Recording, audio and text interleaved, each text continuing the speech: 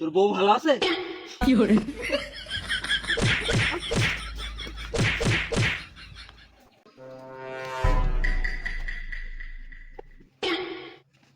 ঠিক আছে ঠিক আছে, আমি একা আর কত মার। ঠিক আছে, ওই কার কি সমস্যা ইদের বেঁধেছে কি জন্য সে ব্যক্তিটা কই? তাতে আমি দর্শনই পাচ্ছি রে, সে কই? অথবা সাহেব তুমি এসব পার কিছু নাফিনে আমার আসুকে দিলে বাবা না জিনিস দিয়ে ইমাইট দেয় জানলি কি ইমাইট দিবি ভাই এসব ফুলো ছেলে দিলে কিটা নিয়ে আসে ভিতরে? এদের এখনো বয়স হয়েছে? ওদের হাত বান্ধার রেস বলেই তো আমি এই জন্যই মারিছি। ওরা হাত বান্ধার রেসে যে কাজ যায়, ওরা তো চুরি করে বিদায় তো হাত বান্ধার রেসে। তোর বউ ভালো আছে? ওই জন্যই তো আমি আজকে কোন দোকান পাটে বসি নাই, আমি বাজারে সেরকম যাই না। আর বউ সুন্দর বলে লোক ঝামেলা করে বলে।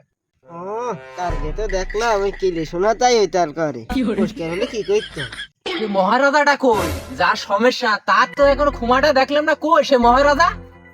এই যে মাতর সাহেব, এরা দুটো এক সপ্তাহ ধরে আমার দোকানে চুরি করে খেয়েছে। এ নাই আমি টাকা নিয়ে শোধ করে নিলাম, কিন্তু এই শালারা এক সপ্তাহ ধরে আমার দোকানে হেঁকেছে মুইতেছে। এ সাফ করবে কিটা? তুমি করবা নাকি সাফটা? ওই শালা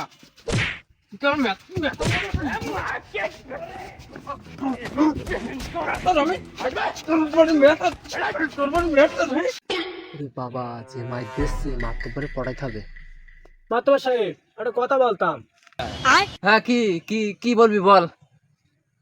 মাতবা সাহেব আমার দিকে যারা বিচার করে তাদের মোল সাহেব বলে উপাধি দেয়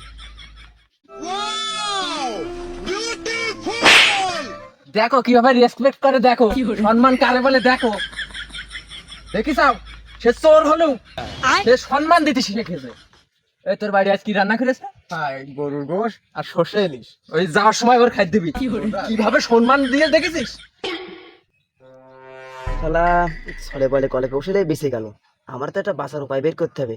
মাতুব্বার সাহেব আমাদের গ্রামে যারা শালির বিচার করে তাকে মাতুব্বার বলে, বস বলে, উকিল বলে আর কত কিছু বলে, ওই আমার দাদা জানি। ওই শালা তোর কি মনে হচ্ছে প্যান্ট শার্ট নেই বলে আমি মূর্খ? আমি মূর্খ, লেখাপড়া জানি না? আমি চাকরি করিনি বলে তুই আমার অপমান করছিস? আমি চাকরি করিনি বলে তুই আমার অপমান করলি না?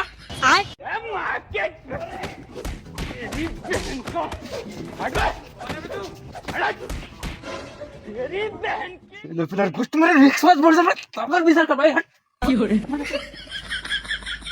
শালা তুই কথা তো মারতে গেলি, কি করে মাইটা তোর লাস্টে খাওয়া লাগতো না, পাটা খাটি তো ঠিক ছিল, তো আর ঠিক থাকলে না, তুই একটা মারতে গেলি তুই।